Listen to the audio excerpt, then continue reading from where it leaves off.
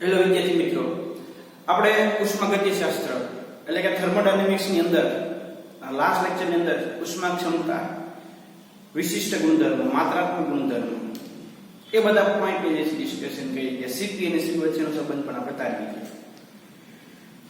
એની પહેલાના લેક્ચર ની અંદર આપણે સમીકરણની તારવણી કરી હતી delta S = delta U + delta Ng/T. Okay, તો મિત્રો એ બધી વાત તમને જે છે હવે ક્લિયર થઈ ગઈ હશે. આજના લેક્ચર ની અંદર આપણે ઇન્સ્ટ્રુમેન્ટ થી એટલે કે એન્થાલ્પી ફેરફાર અને આંતરિક ઉર્જા ફેરફાર કઈ રીતે જે છે માપી શકાય એના માટે મિત્રો કેલરીમીટર ડેલ્ટા S અને ડેલ્ટા U ના માપન માટે કેલરીમીટર આપણે ડિસ્કશન કરવાના છીએ. એમાં ઇન્સ્ટ્રુમેન્ટનો જે છે ઉપયોગ કરવામાં આવે છે. એ ઇન્સ્ટ્રુમેન્ટના ઉપયોગથી આંતરિક ઉર્જા ફેરફાર અને એન્થાલ્પી ફેરફાર જે છે નક્કી કરવામાં આવે છે. ઓકે, તો સૌપ્રથમ આપણે આ બંને થિયરીની ડિસ્કશન કરી લઈએ. ત્યાર પછી આજના લેક્ચરના ને ગઈકાલના લેક્ચરના અમુક જે છે ન્યુમેરિકલ્સની કેલ્ક્યુલેશન કરવાની છે. એ વાત ક્લિયર થઈ જાય કે આપણો લેક્ચર જે છે એ પૂરો કરશે. ઓકે, તો આપણે વન બાય વન જે છે એ થિયરી ડિસ્કશન કરતા જઈએ. તો કેલરીમીટરની જરૂર શા માટે કરવામાં આવે છે? શું ભાઈ? તો કે આપણે રાસાયણિક કે ભૌતિક પ્રક્રમ સાથે સંકળાયેલ ઊર્જાના ફેરફારો પ્રાયોગિક તકનીકથી માપી શકીએ, જેને કેલરીમીટર તરીકે ઓળખવામાં આવે. તમને એવો પ્રશ્ન થાય કે આ કેલરીમીટર છે શું ભાઈ? તમે દ્રાવણ હોય એમાં એસિડ અને બેઝ, તો તમે એને એસિડિકતા મેઝરમેન્ટ કરો, તમે એની બેઝિકતા મેઝરમેન્ટ કરો, મીન્સ કે તમે pH માપો. એમાં પહેલા જે છે pH પટ્ટી આવતી, ત્યાર પછી ટેકનોલોજીનો વિકાસ થતો હોય ત્યારે pH મીટર નામનું ઇન્સ્ટ્રુમેન્ટ આવે કે તમે એની pH તમે નક્કી કરી શકો. એવી જ રીતે કોઈ પણ રાસાયણિક પ્રક્રિયા કે ભૌતિક પ્રક્રિયા હોય એમાં ડેલ્ટા U અને ડેલ્ટા S એટલે કે આંતરિક ઉર્જાનો ફેરફાર, એન્થાલ્પીનો ફેરફાર તમારે નક્કી કરવો હોય તો એ નક્કી કરવાની પ્રાયોગિક મેથડ એને કેલરીમીટર તરીકે ઓળખવામાં આવે. એટલે કે રાસાયણિક કે ભૌતિક પ્રક્રિયા સાથે સંકળાયેલ ઊર્જાના ફેરફારો પ્રાયોગિક પદ્ધતિથી માપી શકાય છે, જેને કેલરીમીટર કહેવામાં આવે. કેલરીમીટરમાં પ્રક્રિયાને કેલરીમીટર તરીકે ઓળખાતા પાત્રમાં કરવામાં આવે છે. pH માપવા માટેનું સાધન એને pH મીટર કહેવાય, વોલ્ટ માપવા માટેનું સાધન એને વોલ્ટમીટર કહેવાય, એમ્પિયર માપવા માટેના સાધનને એમીટર કહેવાય. એવી જ રીતે શું કહેવાય? કેલરીમીટર તરીકે ઓળખવામાં આવે. ઓકે, તો બે રીતે જે છે કેલરીમીટર કરવામાં આવે. એક અચળ કદે અને એક અચળ દબાણે. જો અચળ કદે પ્રક્રિયા થતી હોય મિત્રો તો આપણને જે છે શું મળશે? Delta U. અચળ દબાણે જે છે પ્રક્રિયા થતી હોય તો આપણને શું મળશે? Delta S. તો એમાં કરવામાં શું આવે છે કેલરીમીટરની અંદર? તો કે તેને સાનિધ્ય કદના પ્રવાહીમાં રાખવામાં આવે. જે પ્રવાહીમાં કેલરીમીટર ડૂબાડવામાં આવેલ છે તેની ઉષ્માધારિતા અને કેલરીમીટરની ઉષ્માધારિતા જાણતા હોય તો તાપમાનના ફેરફારના માપન પરથી પ્રક્રમમાં ઉદ્ભવેલ ઉષ્મા નક્કી કરી શકીએ. મિત્રો, જે દ્રાવણમાં ડૂબાડ્યું છે કેલરીમીટરને, એને આપણે શું જાણતા હોઈએ? ઉષ્માધારિતા. કેલરીમીટરની પણ આપણે શું જાણતા હોઈએ? ઉષ્માધારિતા. તો એમાં તાપમાનમાં ફેરફાર થાય. આગળ આપણે જોઈશું ઇન્સ્ટ્રુમેન્ટ કઈ રીતે કામ કરે છે. તો તાપમાનમાં ફેરફાર થાય, એના આધારે ઉષ્મા ફેરફાર થાય, એ આપણે જે છે નક્કી કરી શકીએ. એ માપન બે પરિસ્થિતિમાં કરી શકાય, અચળ કદે અને અચળ દબાણે. જો આપણે કેલરીમીટરની અંદર પ્રક્રિયા અચળ કદે કરતા હશું તો આપણને ડેલ્ટા U મળશે. જો કેલરીમીટર અચળ દબાણે કાર્ય કરતું હશે તો આપણને શું મળશે? એન્થાલ્પી ફેરફાર થશે એ મળશે. ક્લિયર થાય છે ભાઈ? શું કહે છે તો કે રાસાયણિક કે ભૌતિક પ્રક્રિયા સાથે સંકળાયેલ ઊર્જાના ફેરફારો પ્રાયોગિક પદ્ધતિથી માપવાની જે પદ્ધતિ છે એને કેલ્વિનીમીટર તરીકે ઓળખવામાં આવે. આમાં જે સાધન વપરાય છે સાધનને કહેવામાં આવે છે કેલરીમીટર. એમાં બે પદ્ધતિથી પ્રક્રિયા કરવામાં આવે છે, એક અચળ કદ અને અચળ દબાણ. કેલરીમીટરને કોઈ પણ દ્રાવણની અંદર ડુબાડવામાં આવે તો એ દ્રાવણની ઉષ્માધારિતા અને કેલરીમીટરની ઉષ્માધારિતા આપણે જાણતા હોઈએ તો બંને વચ્ચે તાપમાનનો તફાવત થાય. એ તાપમાનનો તફાવત સર્જાય એના આધારે જે છે એ પ્રક્રિયામાં કેટલી ઉષ્મા ઉત્પન્ન થઈ, કેટલી ઉષ્મા ઉદ્ભવી એ આપણે નક્કી કરી શકીશું. ઓકે, તો એમાં સૌપ્રથમ છે ડેલ્ટા યુ નું માપન. એના માટે બોમ્બ કેલરીમીટર નામનું ઇન્સ્ટ્રુમેન્ટ જે છે વાપરવામાં આવે. આ એની જે આકૃતિ છે તમે જોઈ શકો.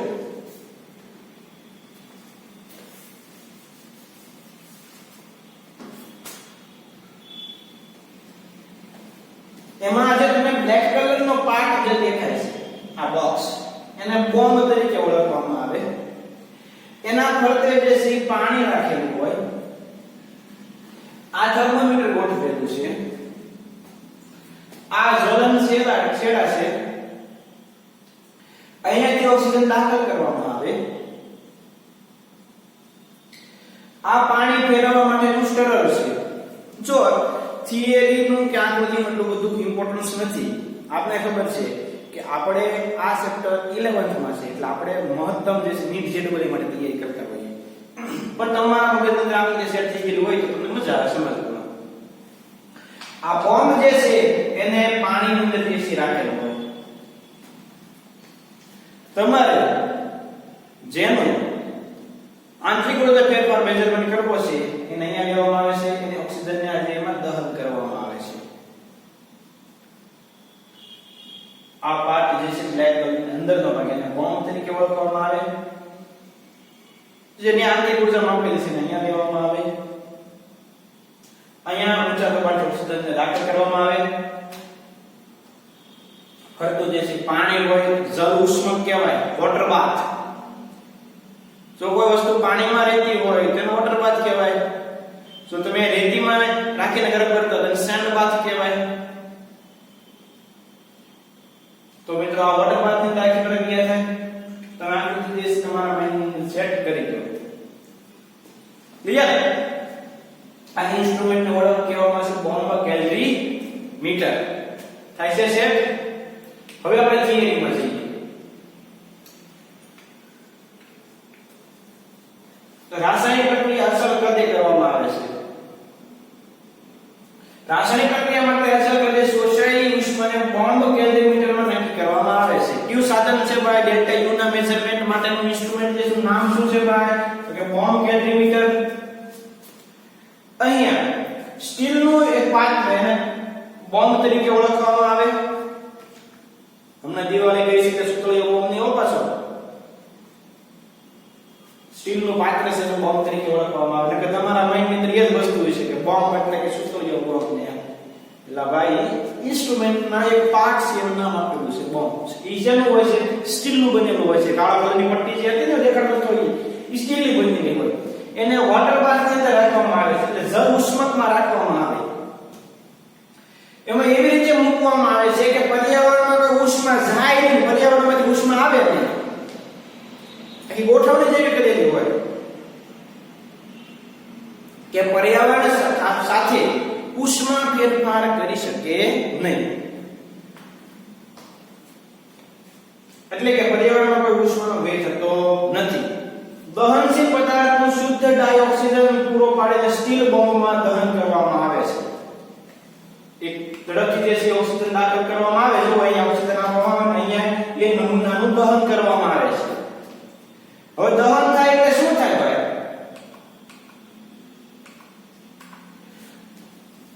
આ પ્રક્રિયા થાય એટલે ઉદ્ભવેલી ઉષ્મા બોમ્બની આજુબાજુના પાણીનો હેરફેર પામે અને તેમાં તાપમાનનું નિયંત્રણ મોનિટરિંગ કરવામાં આવે. થર્મોમીટર દેખાતું તમને બાજુમાં ઊભો છો એનાથી જે છે એનું મોનિટરિંગ થાય કેટલો તાપમાનનો ફેરફાર થયો નક્કી થાય.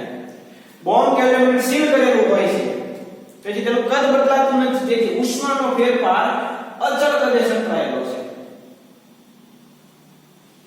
આ પરિસ્થિતિમાં કાર્ય થતું નથી, કાર્ય ન થાય, W=0, કારણ કે પ્રક્રિયા બોમ્બ કેલરીમીટરમાં અચળ કદે કરવામાં આવે છે. તેથી વાયુમય પ્રક્રિયાઓ માટે કોઈ પણ કાર્ય થતું નથી, કારણ કે W=0 થાય. W= શું થાય? W=P ડેલ્ટા V માઈનસ, પણ મિત્રો કદમાં ફેરફાર ન થાય, અચળ કદે થાય, એટલે ડેલ્ટા V V2 V1 બરાબર 0. તો W શું થઈ જાય? 0. કાર્ય થશે નહીં. પ્રક્રિયા પૂર્ણ થયા બાદ કેલરીમીટરના તાપમાનના ફેરફારના અવલોકનને QV ના મૂલ્યમાં કેલરીમીટરના ઉષ્માધારિતાના મૂલ્યનો ઉપયોગ કરીને માપી શકાય છે. આગળનું જે સમીકરણ C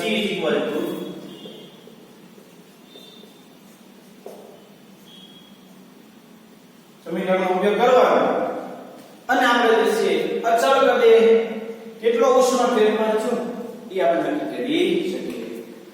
તો મિત્રો આ વાત થઈ બોમ્બ કેલરીમીટરની અચળ કદે થતો ઉષ્માનો ફેરફાર. જો ફરીવાર આકૃતિને ધ્યાનમાં લો, બોમ્બ જે છે આ બ્લેક કલરનો પાર્ટ છે, બોમ્બ તરીકે ઓળખવામાં આવે છે. સ્ટીલનું બનેલું હોય, એના પર પાણી ભરેલું હોય. આ બોમ્બને વોટર બાથમાં મૂક્યો એમ કહેવાય, જળ ઉષ્મા. આની ફરતે રેતી પર તો સેન્ડ બાથ કહેવાય, પણ આપણે વોટર બાથ. હવે ક્યારે સેન્ડ બાથ યુઝ કરવાનો, ક્યારે વોટર બાથ યુઝ કરવાનો, એ તમારે આગળ 7મા ચેપ્ટરની અંદર આવશે, ઓર્ગેનિક જ્યારે સ્ટાર્ટ થશે ત્યારે. આપણે એ માટે ડેપ્થમાં ન જતા, તાપમાન તમારે 100 સેલ્સિયસ થી નીચું રાખવાનું હોય ને તો પાણી વપરાય, 100 થી વધારે જવાનું તો રેતી વપરાય. કે આગળ આવશે તમારે, બરોબર?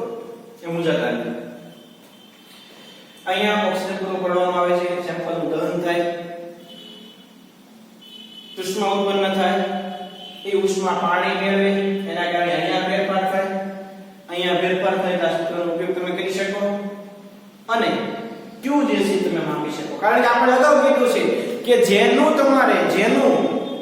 ડેલ્ટા U નું મૂલ્ય મેળવવું છે, જેની આંતરિક ઊર્જા તમારે માપવી છે, આંતરિક ઊર્જાનો ફેરફાર માપવો છે, ઉષ્મા ફેરફાર નક્કી કરવો છે, એની ઉષ્માધારિતા જાણીતી હોવી જોઈએ. બધાને ખ્યાલ છે? ઓબ્વિયસલી જળ ઉષ્માકીય ઉષ્માધારિતાનો ખ્યાલ હોય, તમે સહેલાઈથી બોમ્બ કેલરીમીટરનો ઉપયોગ કરીને અચળ કદે થતો ઉષ્માનો ફેરફાર માપી શકો, એટલે કે આંતરિક ઊર્જાનો ફેરફાર તમે નક્કી કરી શકો. ક્લિયર?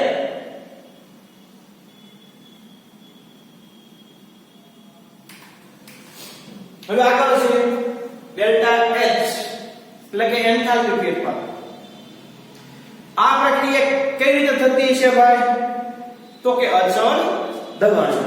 પ્રક્રિયા કઈ રીતે થતી છે? અચળ દબાણ. તો કે અચળ દબાણે ઉષ્મા ફેરફારના માપન કે સામાન્ય રીતે વાતાવરણ દબાણ એટલે એક ભાગ દબાણ આકૃતિ સપાટ દર્શાવવા પ્રમાણે કેલરીમીટરની મદદથી કરી શકાય છે.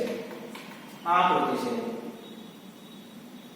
પ્રક્રિયાનું મિશ્રણ છે, થર્મોમીટર છે, કોલ્ડ પોલિસ્ટાયરીનનો કપ હોય, બરોબર? આ કઈ રીતે કામ કરે છે જોઈએ. આપણે જાણીએ છીએ કે ડેલ્ટા H QP અચળ દબાણ, અને જેટલા માટે અચળ દબાણે શોષાયેલી અથવા તો ઉદ્ભવેલી ઉષ્મા QP ની પ્રક્રિયાની ઉષ્મા અથવા તો પ્રક્રિયા એન્થાલ્પી તરીકે ઓળખવામાં આવે, બરોબર? ઉષ્માક્ષેપક પ્રક્રિયામાં ઉષ્મા ઉદ્ભવે છે અને પ્રણાલી ઉષ્મા ગુમાવે છે અને પર્યાવરણને આપે છે, QP ઋણ થાય. આગળ આવી ગયું છે પ્રક્રિયા એન્થાલ્પી પણ કેવી થશે? ઋણ. તે જ પ્રમાણે ઉષ્મા શોષક પ્રક્રિયા માટે શોષાયેલ ઉષ્મા QP ધન થશે અને પ્રક્રિયા એન્થાલ્પી કેવી થશે? ધન. એટલે પ્રક્રિયા થાય એ ડાયરેક્ટ વાતાવરણના કોન્ટેક્ટમાં હોય, તો આ ડાયરેક્ટ વાતાવરણના સંપર્કમાં આવશે, એટલે એ ડાયરેક્ટ પ્રણાલીમાં ઉષ્મા ગુમાવશે, પ્રણાલીમાં ઉષ્મા મેળવશે. ડાયરેક્ટ તમે થર્મોમીટરમાં ટેમ્પરેચર મેઝરમેન્ટ તમે કરી શકશો.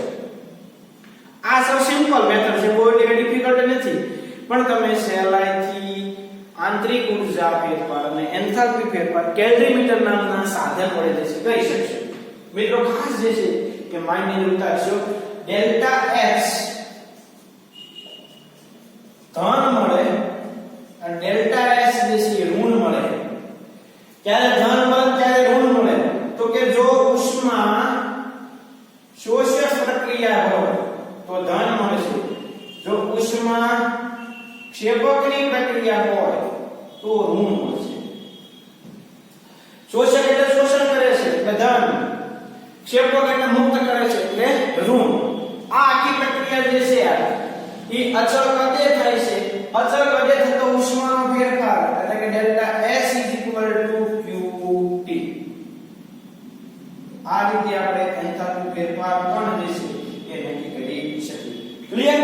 તો મિત્રો બે પ્રકારના ઇન્સ્ટ્રુમેન્ટ છે, બોમ્બ કેલ્વીમીટર અને સાદું અસર દબાણ ઉષ્મા ફેરફાર માપવા માટેનું કેલ્વીમીટર.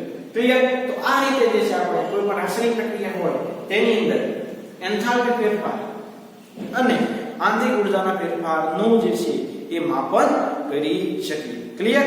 તો સાવ ઈઝી પોઈન્ટ છે, તમારા માઇન્ડની અંદર આ વસ્તુ સેટ થઈ ગઈ હશે. હવે મિત્રો આપણે ગણવાના છે ન્યુમેરિકલ્સ, અને ન્યુમેરિકલ્સ ની કેલ્ક્યુલેશન કરી અને આપણો લેક્ચર જે છે આજે પૂરો થશે. તો જોઈએ વન બાય વન જે છે એ ન્યુમેરિકલ્સ. એમાં પહેલો છે પોઈન્ટ નંબર 6.6. તો મિત્રો પહેલા તો આપણે લાસ્ટ બે લેક્ચરના ઇક્વેશન જે છે યાદ હોવા જોઈએ. ક્યાં ઇક્વેશન હતા યાદ કરો તો પહેલું ઇક્વેશન આવું હતું કે H u PV. પછી સમીકરણ આવું હતું delta H delta U P delta V. U અને V માં ખાસ જે છે ભાઈ અલગ કોણ જે છે એ જોજો. ચાર પછી સમીકરણ આવું ડેલ્ટા H ડેલ્ટા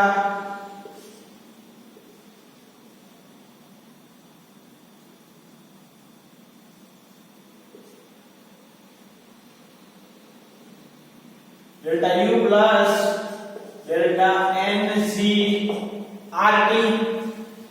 ચાલો સમીકરણ આવતું C is equal to Q upon delta T. ત્યાર પછી Cp minus Cv is equal to એક આ આવું સમીકરણ આવી દીધું, બધાને યાદ છે ભાઈ?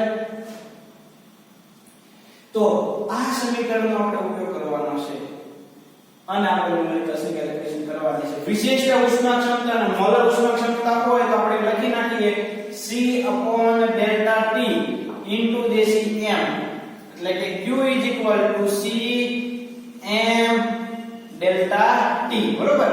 આટલા સમીકરણ જે આપણે લાસ્ટ લેક્ચર ની અંદર આવી ગયા હતા અને ભણી ગયા હતા, બધાને ખાસ યાદ છે.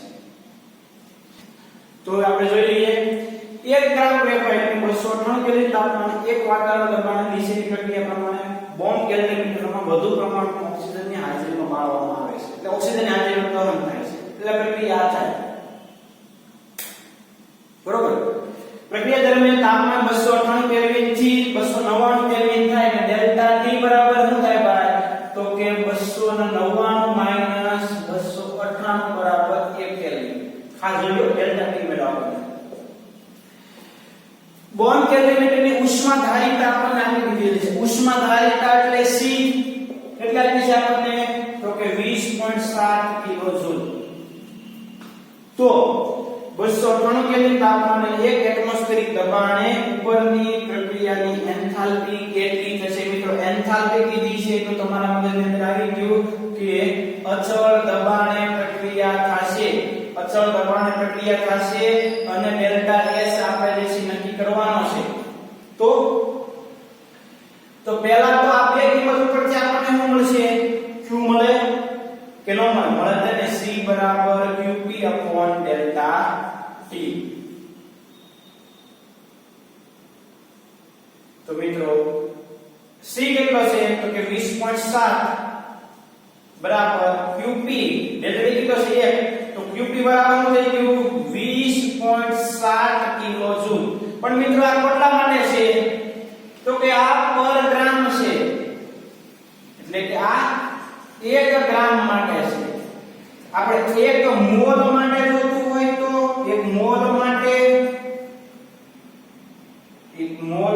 એન્થાલ્પી ફેરફાર જોતો હોય તો 1 મોલ માટે તો મિત્રો શું કરવું પડે? તો 1 ગ્રામે આટલી 1 મોલ માટે કેટલી? તો 1 મોલ માટે મિત્રો આપણે જોતી હોય તો આ જે મળી કેટલા મળે આપણને? પર ગ્રામ મળી ને. એટલે કે આપણે જે એન્થાલ્પી ફેરફાર મળ્યો એ પર ગ્રામ મળ્યો આપણે 1 મોલ માટે. તો કે મિત્રો 1 ગ્રામ ત્યારે એની એન્થાલ્પી ફેરફાર કેટલો આવ્યો તો કે 20.7. 1 મોલ એટલે કે 12 ગ્રામ ત્યારે કેટલી તો કે 12 એને ગુણ્યા 20.7 એટલે આપણને જે આન્સર મળશે એ શું મળશે મોલ ની અંદર મળશે. શું મળશે મોલ ની અંદર. પણ મિત્રો આ જે છે ડેલ્ટા S એટલે કે એન્થાલ્પી છે. એન્થાલ્પી છે એટલે ખાસ જોવું પડે કે ઉષ્માશોષકની પ્રક્રિયા છે કે ઉષ્માક્ષેપકની પ્રક્રિયા છે. તો આ પ્રક્રિયામાં તાપમાનમાં વધારો થાય છે એટલે ઉષ્માક્ષેપકની પ્રક્રિયા થાય. ઉષ્માક્ષેપકની પ્રક્રિયા થાય એટલે આન્સર જે છે માઈનસ માં આવશે. શેમાં આવશે માઈનસ ની અંદર. ખાસ યાદ રાખજો આન્સર શેમાં આવશે માઈનસ માં આવશે. સમજાણું? આ આપણે જે દીધેલું છે આ દીધેલું છે આપણે અચળ દબાણે એન્થાલ્પી ગણવાની છે.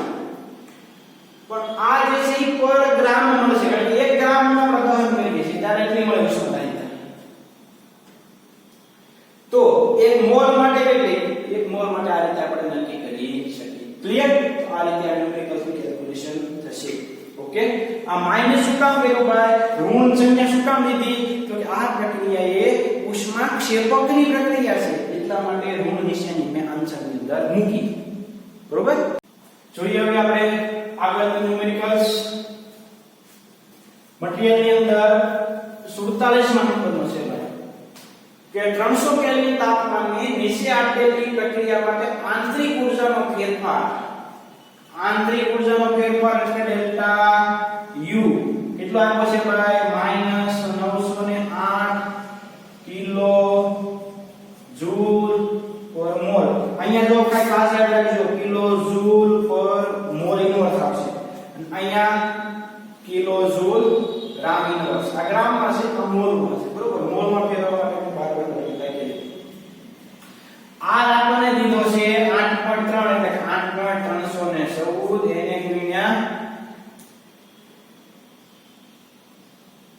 -3 એટલે આપણે મળશે કિલો જૂલ. બરોબર? હવે એન્થાલ્પી ફેરફાર ને આપણે ગણો કીધો છે ડેલ્ટા S બરાબર જે છે ક્વેશ્ચન માર્ક છે. બરોબર?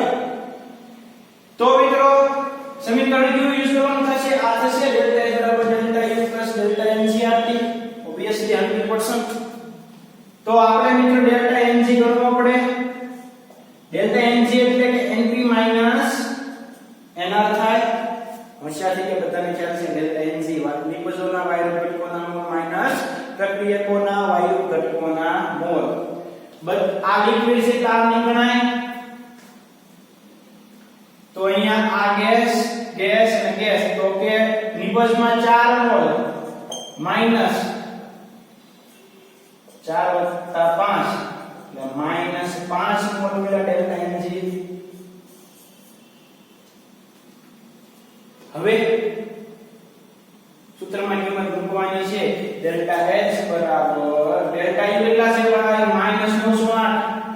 -908 વત્તા ડેલ્ટા NG કેટલા છે તો કે -5 R કેટલા છે તો કે 8.314 10 - 3 તાપમાન કેટલું છે ભાઈ 300 કેલ્વિન તો એને ગુણાકારમાં 300 આ સોલ્વ કરો એટલે તમને આન્સર મળશે -908 વત્તા -5 એટલે 100 * 10 - 3 એટલે ગુણ્યા 300 સરવાળો કરો એટલે તમને જે છે એ કેટલો એન્થાલ્પી ફેરફાર થયો મળશે. ખાસ મિત્રો આ વસ્તુ તમને યાદ રહેવી જોઈએ. આ અને યુનિટ ટ્રાન્સફર આ બે વસ્તુ તમને યાદ હોય એટલે તમને ક્યારેય પ્રોબ્લેમ ન પડે. તમને આન્સર જે છે મળે ને મળે. ક્લિયર? આવડી જાય તો આ સમીકરણનો ઉપયોગ કરીને જે છે આપણે આ ન્યુમેરિકલ્સ ને આ રીતે કેલ્ક્યુલેશન કરી શકીએ. ઓકે? તો બધાના આન્સર જે છે એ આવી ગયો છે.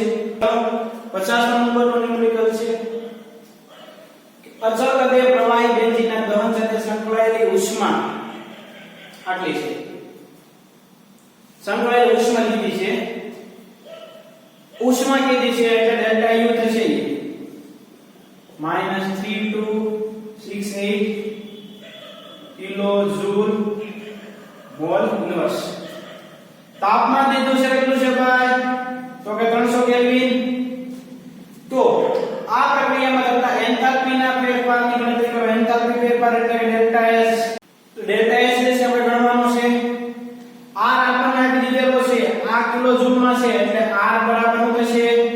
8.314 × 10 - 3 કિલો જૂલ. ઓકે. તો મિત્રો પહેલા આપણે શું ગણવું પડશે? તો કે ડેલ્ટા એનસી ગણવું પડે એટલે કે NP - NR. આ લિક્વિડ છે એટલે કેન્સલ આઉટ થઈ ગયું, આ લિક્વિડ છે એટલે કેન્સલ આઉટ થઈ ગયું. NP એટલે કેટલા? તો કે 6. NR એટલે કેટલા? તો કે 7.5 એટલે કેટલા મળે છે? -1.5. ડેલ્ટા NG ની કિંમત જે છે આપણને મળી ગઈ ડેલ્ટા NG. હવે સમીકરણની અંદર કિંમત મૂકો. ડેલ્ટા S બરાબર delta U plus delta NGRT. Delta U કેટલો છે? -3268. ડેલ્ટા NG કેટલા છે? -1.5. R કેટલા છે? 8.314 એને ગુણ્યા 10 ની -3. તાપમાન કેટલું આપ્યું છે ભાઈ? 300 કેલ્વિન. તો એને ગુણ્યા 300. સોલ્વ કરો અને આન્સર લાવો. છે ને સાચી છે ભાઈ? આવડી જાય કે ન આવડી જાય? એટલે હવે હોશિયાર થઈ ગયા, આપણે બધું આવડી જાય. આ રીતે જે સોલ્વ કરીને આન્સર હવે તમારે કાઢવાનો થાય. બરોબર? તો આ 50 નંબરનો ન્યુમેરિકલ્સ આપણે આ રીતે કેલ્ક્યુલેશન કરીને આન્સર લાવી શકીશું. ઓકે મિત્રો? તો જોઈએ હવે આપણે આગળનો ન્યુમેરિકલ્સ. જો તો ભાઈ આન્સર આ રીતે જે સોલ્વ કરશો તો તમારે જે આન્સર આવશે -3271.74 kilo joule mall inverse. Okay.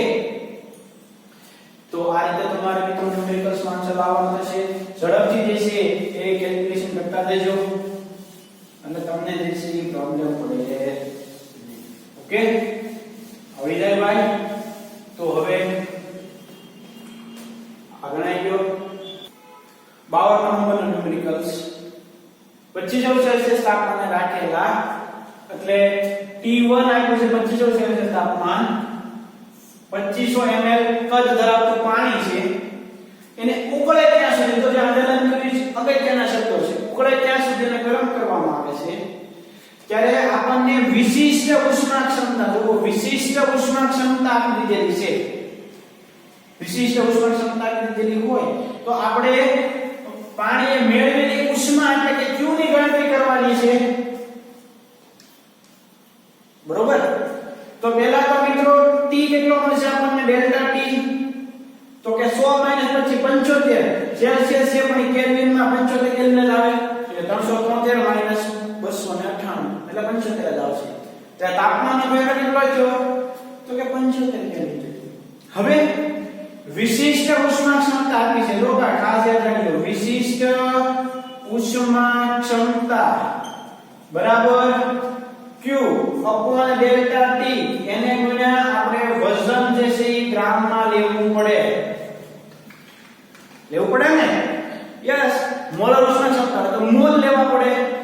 પણ એલા ભાઈ આપણને ml કીધું છે અને આપણે એને ગ્રામમાં લેવાનું છે. તો મિત્રો ઘનતા બરાબર દળ ભાગ્યા કદ થાય. કદ આપ્યું છે 2500 ml, દળ શોધવાનું છે, ઘનતા આપણને આપી દીધેલી છે, ઘનતા 1 છે. તો મિત્રો દળ બરાબર પણ શું થશે? તો કે 2500 ગ્રામ. 1 ગુણ્યા 2500 કરવાના છે, 2500 ગ્રામ મળશે. ક્લિયર? તો હવે આમાં કિંમત મૂકવાની છે. વિશિષ્ટ ઉષ્મા ક્ષમતા આપેલી છે 4.187. Q જે છે મારે ગણવાની છે, ડેલ્ટા T આપણને આપી દીધેલી છે અને દળ એનો છે કેટલું? 2500. તો મિત્રો Q બરાબર સોલ્વ કરો એટલે મને આન્સર જૂલની અંદર જે છે એ મળશે. ક્લિયર? મને આન્સર જે છે શેમાં મળશે ભાઈ? જૂલની અંદર મળશે. ખાસ મિત્રો કઈ વસ્તુ આપી દીધેલી છે તમારે ક્યાં જવાનું છે ઈ તમને સમજાઈ જાય તો તમને નો પ્રોબ્લેમ પડે. અહીંયા એ જ વસ્તુ મેં હવે કેવું છે તો વિશિષ્ટ ઉષ્મા ઉષ્મા ક્ષમતા દઈ દીધેલી છે. માઇન્ડમાં કેટલો નવો, તો આ સૂત્ર તો ગાંડાની હવે આવડી જાય. તો તમારા માઇન્ડની અંદર સ્ટ્રાઇક ક્યાં કરવાનો છે? વિશિષ્ટ ઉષ્મા ક્ષમતા આપી છે. શું ઘણા એવું કહે છે આ ધ્યાનમાં તો W ને સૂત્રમાં કેમ જરે મારે આન્સર આવી ગયો, લા ભાઈ તું મોટો મૂર્ખો છો. વિશિષ્ટ ઉષ્મા ક્ષમતા કીધી એટલે અહીંયા તારે W ને ધ્યાનમાં લેવો પડે અને પડે જ. મિત્ર આન્સર તમારો ખોટો આવે. તો મિત્રો આ રીતે તમે આ ન્યુમેરિકલ્સ ને ગણી શકશો. એટલે તમારા માઇન્ડની અંદર દરેક પેરામીટર તે આપી દીધેલા છે ને એ ધ્યાનમાં આવવા જોઈએ, તો જ મેળ પડે. મિત્ર આપણે પછી હેરાન થાય. તો મિત્રો આ રીતે આ ન્યુમેરિકલ ગણી શકાય છે. ખાસ સાવ નાનો ન્યુમેરિકલ છે પણ તમારી સમજણ માટે એવો છે, કારણ કે દળ ભાગ્યાકાર તમને નજરમાં આવવું પડે, WGC યાદ આવવું પડે. બાકી આ સમીકરણ તો બધાને આવડે ભાઈ કે Q = CM ΔT. ઓકે, તો આ 300 રહેશે. તમને આન્સર દેશે 784500 જૂલ જેટલી દેશે એ આન્સર મળશે. ક્લિયર? હવે આગળનું ન્યુમેરિકલ છે 53મા નંબરનો. શું કહે છે ભાઈ 53મા નંબરનું ન્યુમેરિકલ્સ આપણે જોઈ લઈએ.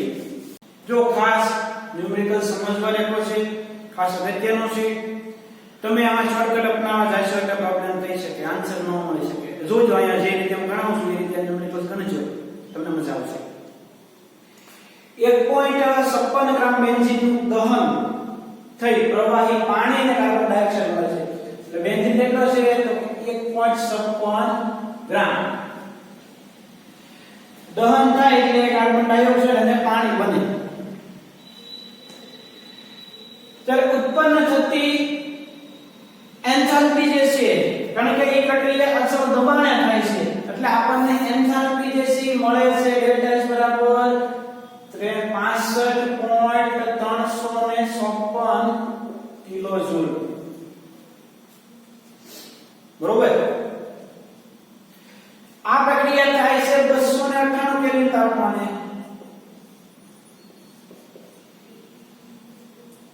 જો અચળ કદે રાખી કરવામાં આવે તો કેટલી ઉષ્મા ઉત્પન્ન થાય કે ΔU બરાબર કેટલાથી તમારે ગણવાનું છે.